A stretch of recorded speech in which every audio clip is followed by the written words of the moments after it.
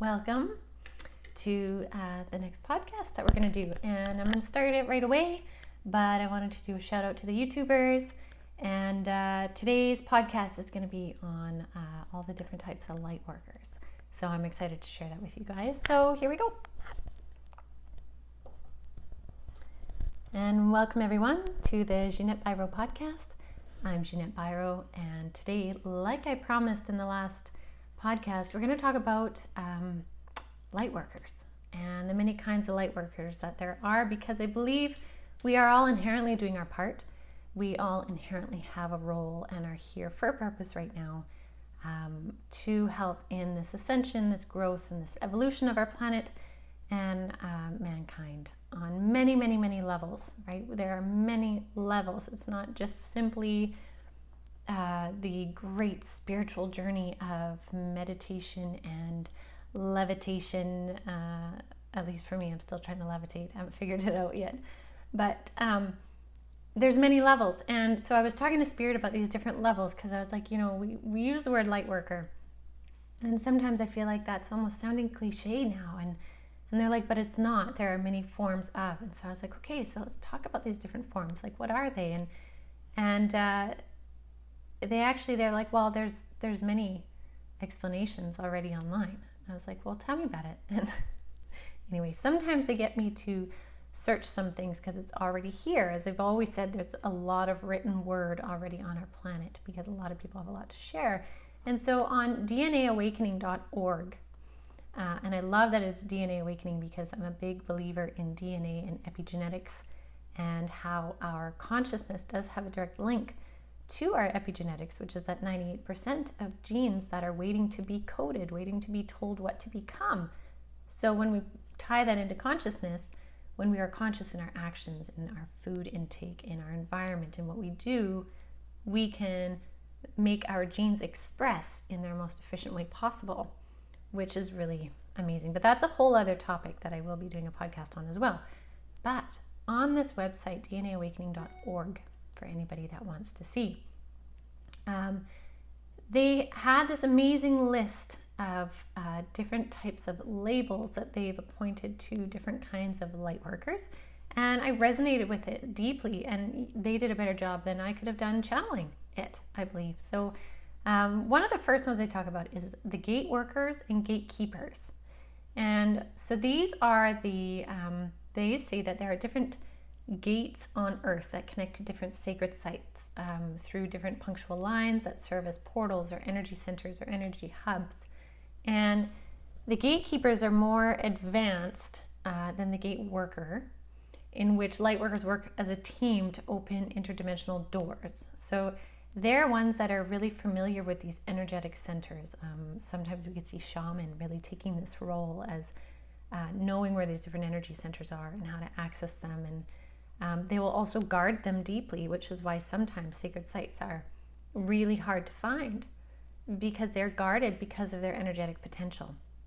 And so some people have those roles, whether they recognize it or not. Most often they seem to know they have that role, but sometimes I would imagine it could be where someone doesn't really, but most of the time the role of like a gatekeeper would be passed down a family line on sacred land or things like that. The second one on the list is the divine guardians. And the main mission for divine guardians, they say, is to embody the light. So regardless of the external circumstances, they are here to maintain a higher frequency and a higher vibratory presence. Their light seems to shine through no matter what. And I know somebody who is absolutely a divine guardian. She is the embodiment of this. She has a capacity that no matter what chaos is going on in her life personally or in the world around us, she has this amazing ability to see the beauty in it, to see the light in it. And for anything dark and tumultuous, she'll be able to really quickly say, but what about this? Look what this is doing. It is offering this growth, this learning, this transformation. And so there are those of you that are very much divine guardians. You hold a frequency that is higher, and you're able to share that with people. You're able to speak it, to sing it, to write it, to embody it. Now, number 3 is the transmitters. And so these people tend to neutralize negative energy and darkness by diving in and releasing their light. And so these are people that are really moving through personal karmas in their lifetime, personal, deep, ancestral line karmas. And so they're light workers because what they're doing is they're being that shift point. They're being that pivot point where it changes. They're breaking cycles. They are ending cycles and starting new cycles of light. And so they're doing this deep work individually, but that has a huge effect on the collective consciousness of humanity. And so this clearing and this work of negative karma and transmuting it into positive forward-moving karma is a huge deal on our planet. And so the transmitters, as they're called, are doing this work. And so when you see people that seem to really be that standout person in either their life or in their family line or whatnot, they're very much a transmitter, a wayshower, a change maker of an energy. They're shifting it. The next one they talk about is the healers. And most of us are pretty familiar with this. The healers, they help practically everything, like humans, earth, animals, souls. There are many, many different ways to heal, whether it be hands-on healing, whether it be medicinal healing, plant medicines, energy healing, Reiki, all kinds, from very traditional medical, doctors, chiropractics, physiotherapy, all the way to, like I said, energy healing and Reiki and crystal therapy. Like a dear friend of mine, Daphne, Daphne's Healing Hands is a beautiful crystal therapy healer for people and animals. And she's amazing because she doesn't get in her way. She just simply does. She embodies it and she does. She believes so much that the healing is going to move through her, and it does. And so she does. So a lot of people that are empaths are natural healers. They have a way to help others heal. But in order to get to that point, they have to get through their own kind of wounding or blocks, because as empaths, they take in so much energy from other people and things and environments that it's really challenging to the soul. So there's a deep recognition of the empath nature within healers, because oftentimes healers become then the wounded healer, where they take on a lot of stuff from other people. And I know in my case as a medium, I've had to learn how to really release the energies that come through me, whether they be from spirit or the people sitting with me, depending on the circumstances of what we're talking about. And my healing happens through words, right? So there are many ways to heal. So if you believe that you help people in any way, that is a form of healing. The next one is the seers. And so you may find that as we go through this list, you can kind of pull pieces from several different aspects, and that's very true. You're not just one. We are not just one. We may be, but it's a list that encompasses all the different types, and so many people will be many of them. So as I said, this next one is the seers, and these are workers of the light who have opened their third eye, or psychic ability, or mediumistic ability, which gives them the ability to see beyond the veil, see the other side, see different realms, dimensions, places, and in a more traditional sense as well, these can be people that are psychiatrists even, and psychologists, parapsychologists as well. Anyone that can really embody the third eye capacity in its truest form is a seer. And that seeing can be communicating with spirits directly, but it can also be seeing within the mind's eye different symbols, imagery, and events even. So that's a seer. The next one is the divine plan holders. So in essence, to clarify, everybody has a divine plan. Everybody on this planet is here for a purpose and a reason. There is a divine plan to each of our individual journeys, right? Now, those that are divine plan holders sometimes have some of the most access to retrieving their awakening codes. And these are awakening codes so that they can help raise consciousness. And so oftentimes this is done in how they live their life, in terms of how they unconsciously communicate what they're doing by simply being them. So they're kind of like leading by example. Sometimes they may be outside the box. They may really kind of push the limits, but it's part of their divine plan to be somebody that can do that, to allow others who are observing them to see a different way of being, to feel an allowance of being truer to themselves. So this is a divine plan holder in the most general sense. The next one they talk about is the dreamers. And the dreamers are those that have very vivid dreaming in terms of interdimensional travel, astral travel, seeing different dimensions, communicating deeply in their dreams. They are people that may really enjoy using psychedelics for their journeys, diving into the deep aspects of the unconscious mind to find consciousness.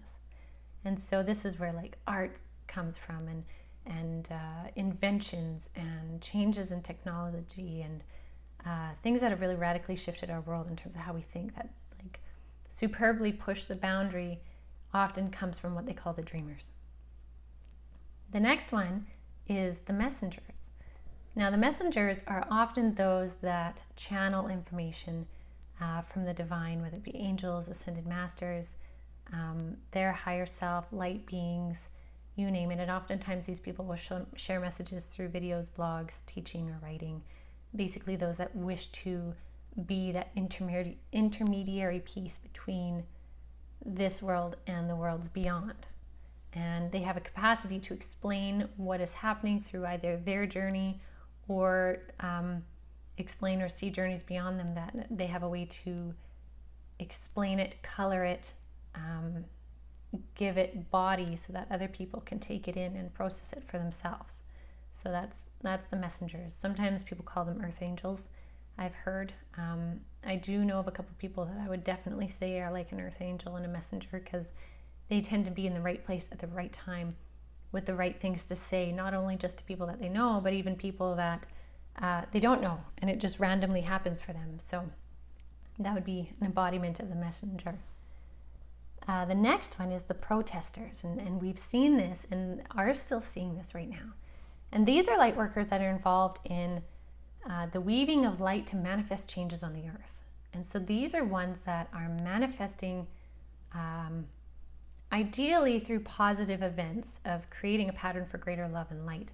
And there's a variety of ways. This is people that are demonstrating for the interest of the greater whole of Earth, of Gaia, of humanity, of animals, of any of that. They have an ability to collect a group of people and help bring a message through the collective energy of that group of people for the better. And so this is what we're seeing in a lot of the protests, in those that are doing these peaceful protests and standing up for what they believe in a higher consciousness way. And so that they are being light workers for this change. And again, there's always different versions, and then there's those that take that opportunity and turn it into a dark spin and begin riding in an absolutely crazy, destructive, building breaking way. And I wouldn't say that's necessarily an example of being a light worker, but those that are protesting with that purpose and that sense of betterment for the greater whole, that's what I'm getting at. The next one is the Ascension Guides. And these people enter at a larger level of light. So they embody a larger level of light and a larger sense of consciousness in coming here. So it's kind of like they show up with a greater suitcase of higher awareness, or access to a higher awareness. And they are people that help us overcome pitfalls to enlightenment. They kind of help us to step up to that higher level of awakening. So not just introducing awakening, but to really, they kind of help light workers get brighter, right? So they're like the teachers of the light workers. So Ascension Guides.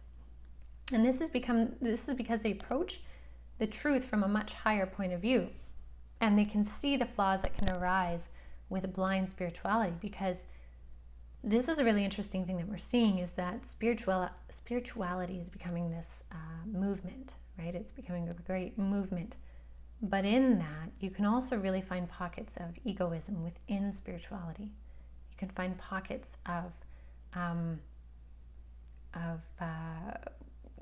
elitism as well, and not inclusion of everything, and not inclusion of all religions, of all races, of all genders, and of all ways of presenting and being and showing up in this world. And spirituality really is that return to source energy. And so these Ascension Guides are there to help try and bring all of those that are working as light workers and are leading others to stay in a place of groundedness, of ego, of harmony, of humility. And so I guess in a sense these Ascension Guides would be some that are really willing to offer kind of a kick in the rear end to those that need it, who are on their path of ascension. Now we also have the Wayshowers is what I've known them as, but also those who show the path is what they call it here. And again, this is another version of those that embody who they are simply by having people watch them, but they kind of embody it not in a way like the ones before that we talked about, but they embody it and show it. They embody it and they, they'll put it on YouTube. They will put their, like for example, yoga teachers that are putting a lot of their work and their embodiment of their purpose and their path, on YouTube so that people can see what they're doing.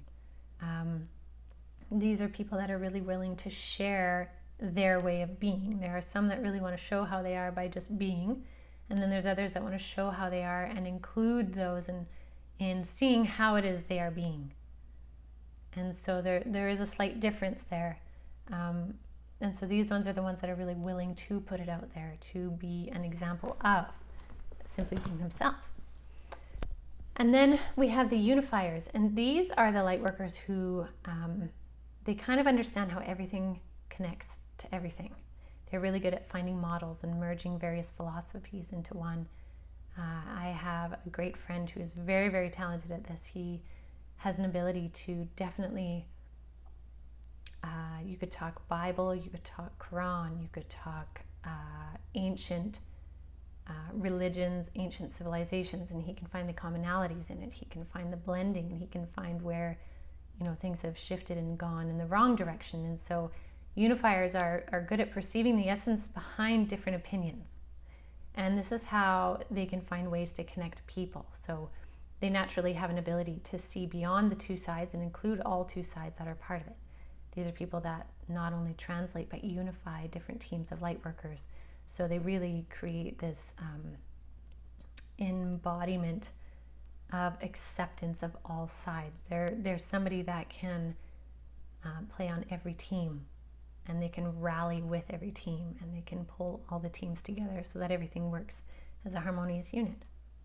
So this really was such a great example of the different types of light workers. And some of you might be like, well, I have no idea what I am, and this is just crazy and whatnot. And if nothing else, if you guys remember back to the podcast a little while ago, we talked about, Spirit said how it was like raising a circus tent.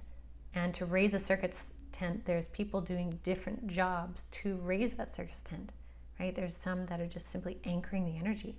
And some of you are also anchors. And this is not anchor in a bad way, but Spirit was showing me this specific symbol this morning was of the anchor. And they said, please talk about the anchor as being so valuable. These are the people that simply can hold space. These are ones that can hold a line, that can be exactly where they need to be and simply be and hold it. Because we need these people that can anchor the circus tent, anchor it down, hold down these frequencies that are moving and shifting and changing. And so the anchors are very important. And those are the ones that tend to sometimes not know exactly where they fit. And they're like, I don't really call myself this, and I don't call myself that, I don't call myself that. And it's kind of like they're observers of all of the things. And being observers of all the things, they understand all of the things, and they can actually do all of the things. But even more so from their perspective of that observation, they have that perspective because they are anchoring frequencies. They're like ground wires. And so they're absolutely important. And so that's why I saved the anchors for last, because Spirit really wanted to highlight that. If you don't know what you're doing and you don't know where you fit in all of this, and none of these things that I listed off necessarily apply to you, the anchor frequency is absolutely imperative. The whole circus tent would not stand if there was not anchors. There would be no show, there would be no crowds, there would be no music, there would be no nothing if there was not anchor points. So I'll leave you guys with that for now. Thank you for letting me share this really neat stuff about Lightworkers. It's kind of like re-energized the word Lightworker for me anyways. And I hope you guys enjoy, and I'll have some more channeling to share with you guys very soon. Hope you have a good day.